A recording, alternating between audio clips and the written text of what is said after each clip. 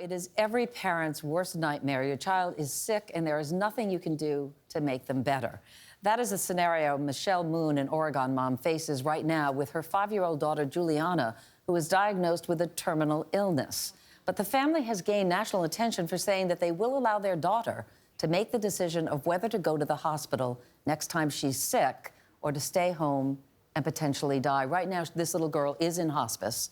They have hospice at their home, and she hasn't been to the hospital in a while, but each time she goes, it's extremely traumatic for her, and the diagnosis is grim. She has a terminal illness. But on the one side, you have like an ethicist, a medical ethicist, who says a child at that age can't totally understand the concept of death, so it's wrong to bring her into the picture and ask her her opinion. And then you have pediatricians who say, no, that's not true. The person who understands this most clearly is the child. It's not theoretical to her, this illness. It's real. So where do you stand on this? Well, I think when I read the story, I have a 4.5-year-old daughter, and I tried, my heart goes out to this family. I can't even fathom.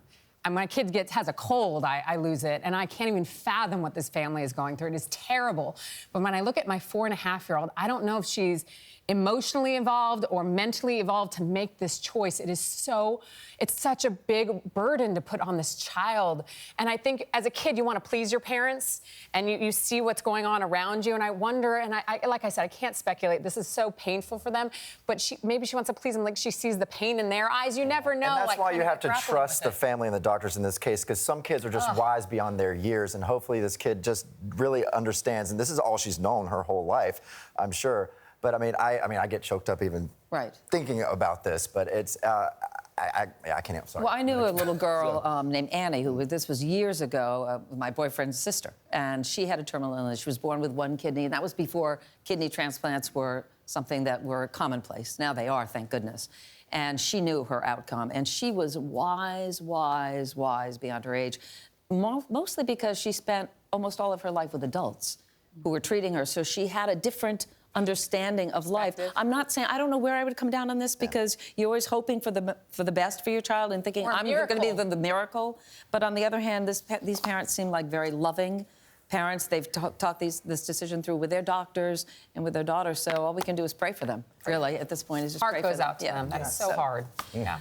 I want to move on from this and wish them the best, obviously. A Hollywood couple is making news. Academy Award-winning actress Halle Berry and Oliver Martinez. Is it pronounced Oliver? Olivier. Oh, Olivier.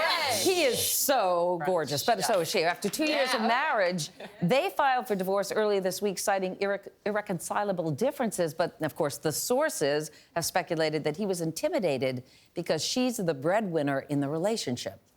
So how would you feel? And I don't know if any of you are the breadwinner in your relationship, how that affects it. Well, I'm not the breadwinner because I'm not in a relationship. I'm just looking for bread. But dated and fallen in love with two guys, not at the same time, okay, hello.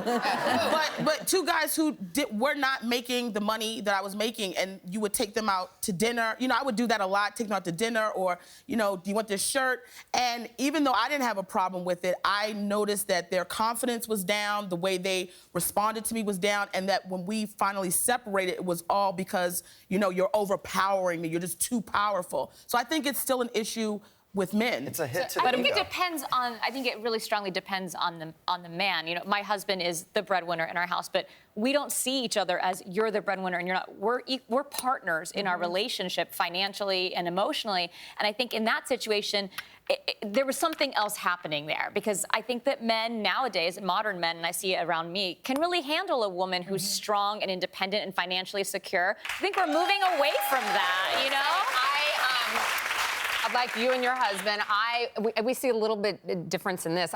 We've shifted roles in the fact that I was a stay-at-home mom, and now I work full-time, and he has now become Mr. Mom. He works for himself, and his income ebbs and flows, and mine is, stays the same. But his role has shifted in the relationship, and he's been nothing but supportive, where some men, I think, can have an ego bruised by this, and I think he maybe had a little bit of an ego bruise in this situation, whereas my husband is kind of my champion when I leave the door at 6 a.m. Yeah, leaving him behind. My husband, I happen to be the breadwinner in my house, and that's just the nature of this business, that when you're in front of the camera, you tend to make more than when you're behind the camera. My husband was a producer for years and now is an author. But he's totally fine with it. It doesn't matter to him. As long as the check clears, Richard is happy.